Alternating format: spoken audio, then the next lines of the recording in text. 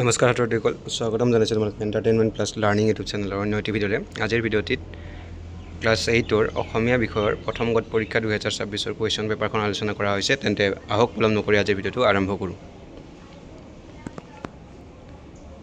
তোমালোকৰ এক নম্বৰ কুৱেশ্যনটোত তোমালোকক নিয়ৰ কবিতাটিৰ প্ৰথম 6 শাৰী মুখস্থ লিখিব দিছে। ইয়াৰ পিছত তোমালোকৰ 2 নম্বৰত চমুত্ৰ লিখিব দিছে। 10টা কুৱেশ্যন দিছে, যেনে কতো সুধিছে যে অতীতৰ শৰাইঘাটৰ সমস্যাবোৰ কি আছিল। খ কটন কলেজৰ প্ৰথমগৰাকী অধ্যক্ষ কোন আছিল। গ নিয়ৰে হিয়াত কি সাঁচি থোৱাৰ কথা কৈছে। খ এন ফ্ৰাংকৰ দেউতাকৰ নাম কি আছিল। আৰু ঙটো হৈছে লাচিতৰ অধীনত কিমান সৈন্য আছিল। তো এনেকৈ তোমালোকৰ 1 মাৰ্কৰ 10টা কুৱেশ্যন আছে। অ'কে, নেক্সট 3 নম্বৰ তোমালোকৰ 2 মাৰ্কৰ 2টা কুৱেশ্যন আছে। 3টা কুৱেশ্যন দিছে। এই 3টা কুৱেশ্যনৰ ভিতৰত যিকোনো 2টাৰ এনচাৰ লিখিব দিছে। ইয়াতে প্ৰথম কুৱেশ্যনটো হৈছে যে ক এন ফ্ৰাংকে কেতিয়াৰ পৰা কেতিয়ালৈকে দিন লিখিছিল, অৰ্থাৎ কিমান তাৰিখৰ পৰা কিমান তাৰিখলৈকে, কিমান বছৰৰ পৰা কিমান বয়সলৈকে এন ফ্ৰাংকে দিনলিপি অৰ্থাৎ ডায়েৰী লিখিছিল। নেক্সট খ অসমেৰে যোৱাৰ সময়ত ৰামসিংহই অসমক প্ৰশংসা কৰি কি কৈছিল। গ দুৰ্জয় অভিযানেৰে কি কৰিবলৈ কৈছে। তাৰপিছত 4 নম্বৰটোত তোমালোকৰ যিকোনো প্ৰশ্নসমূহৰ উত্তৰ লিখিব দিছে। এটা কুৱেশ্যনত 3 মাৰ্ককৈ আছে। তেনে প্ৰথমটো সুধিছে যে জোনাকী যুগৰ ত্ৰিমূৰ্তি বুলিলে কাক বুজায়। আমি জানোৱে জোনাকী যুগৰ ত্ৰিমূৰ্তি আছিলে চন্দ্ৰকুমাৰ আগৰৱালা, ৰসৰাজ লক্ষ্মীনাথ বেজবৰুৱা আৰু হেমচন্দ্ৰ গোস্বামী। নেক্সট খটো সুধিছে যে কীৰ্তি কোন, এন ফ্ৰাংকে কীৰ্তিক কিয় বন্ধু হিচাপে গণ্য কৰিছিল।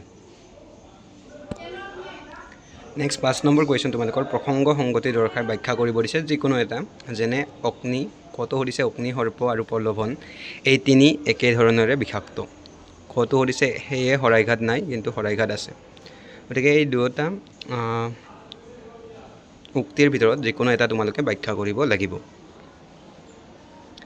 নেক্সট এতিয়া আমি গ্ৰামাৰৰ কুৱেশ্যনখিনি আহিছোঁ। গ্ৰামাৰৰ কুৱেশ্যনখিনি এনচাৰখিনি তোমালোকক মই কৰি দিছোঁ।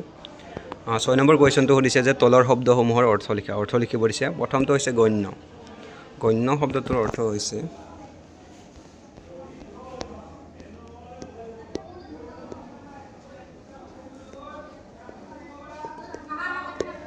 গণ্যৰ তোমালোকৰ অৰ্থ হৈছে সন্মানীয় বা যোগ্য, ঠিক আছে, সন্মানীয় বা যোগ্য বা বিবেচ্য। তাৰপিছত থিৰাং শব্দটোৰ অৰ্থ হৈছে থিৰাং কৰা মানে নিৰ্দিষ্ট কৰা, ঠিক আছে। থিৰাঙৰ যদি আমি অৰ্থটো লিখিব যাওঁ তেতিয়াহ'লে হ'ব নিৰ্দিষ্ট, ঠিক আছে। থিৰাঙৰ অৰ্থ হ'ব নিৰ্দিষ্ট। ইয়াৰ পিছত নিনাদ শব্দটোৰ অৰ্থ হ'ব নিনাদৰ অৰ্থ হ'ব তোমালোকৰ শব্দ। নিনাদৰ অৰ্থ তোমালোকে শব্দ বুলি লিখিবা, শব্দ ধ্বনি। নেক্সট ফটিক শব্দটোৰ অৰ্থ হৈছে তোমালোকৰ নিৰ্মল বা স্বচ্ছ, ঠিক আছে। ফটিক মানে হৈছে নিৰ্মল বা স্বচ্ছ। অ'কে, নেক্সট বাক্য ৰচনা কৰিব দিছে তোমালোকৰ 3টা, অজয়, চিঠিপত্ৰ, শক্তিমান। গতিকে এইকেইটা পাৰিবা নিশ্চয় বাক্য ৰচনা কৰিব তোমালোকে। নেক্সট সন্ধি ভাঙিব দিছে আৰু জৰাব দিছে। প্ৰথমটো হৈছে দেবাসুৰ। দেবাসুৰটো সন্ধি ভাঙিলে হ'ব, সন্ধিটো আমি ভাঙি দিওঁ। দেবাসুৰৰ সন্ধি ভাঙিলে হ'ব দেৱ যোগ অসুৰ।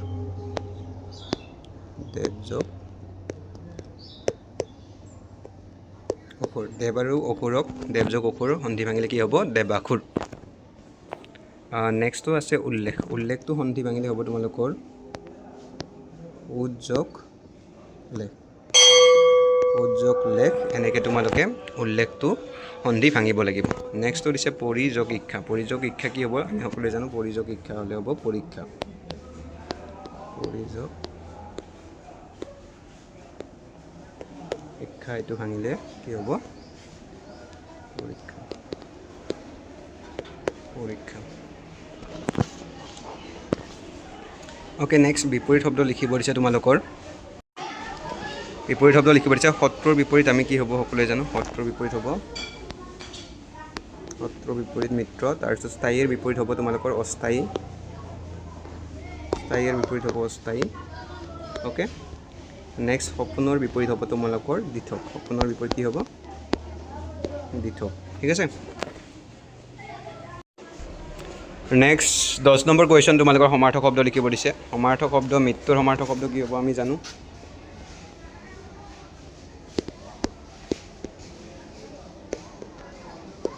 মৃত্যুৰ সমাৰ্থক শব্দ হ'ব মৰণ। তাৰপিছত যন্ত্ৰণা, যন্ত্ৰণাৰ সমাৰ্থক শব্দ হ'ব কষ্ট। ইয়াৰ পিছত জননীৰ সমাৰ্থক শব্দ, তোমালোকৰ জননী শব্দটোৰ সমাৰ্থক শব্দ হৈছে, জননী শব্দৰ সমাৰ্থক শব্দ হৈছে মাতৃ বা আই। ঠিক আছে, মাতৃ বা আই জননী শব্দৰ সমাৰ্থক। নিশা শব্দৰ সমাৰ্থক হৈছে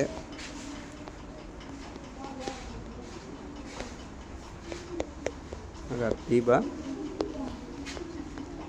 ৰজনী। ঠিক আছে, ৰাতি বা ৰজনী নিশা শব্দৰ সমাৰ্থক। এতিয়া 11 নম্বৰ কুৱেশ্যনটোত তোমালোকৰ এটা শব্দত প্ৰকাশ কৰিব দিছে। প্ৰথমটো হৈছে যে জাকৈৰে মাছ ধৰা মানুহ। জাকৈৰে মাছ ধৰা মানুহক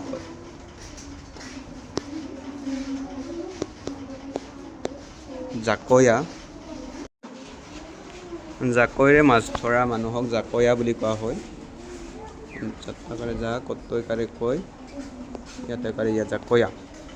ইয়াৰ পিছত একেমাকৰ সন্তানক সহোদৰ বুলি কোৱা হয়। একেমাকৰ সন্তানক সহোদৰ বুলি কোৱা হয়। নেক্সট, যাক জিনিব নোৱাৰি তেওঁক জেয় বুলি কোৱা হয়। ঠিক আছে, এইখিনিয়ে। তো আজিলৈ ইমানেই। ইয়াত যদি কিবা জানিবলগীয়া কুৱেশ্যন তোমালোকৰ আছে তেন্তে কমেণ্ট বক্সত কমেণ্ট কৰি জনাই দিবা। ঠিক আছে, আজিলৈ ইমানেই। ধন্যবাদ।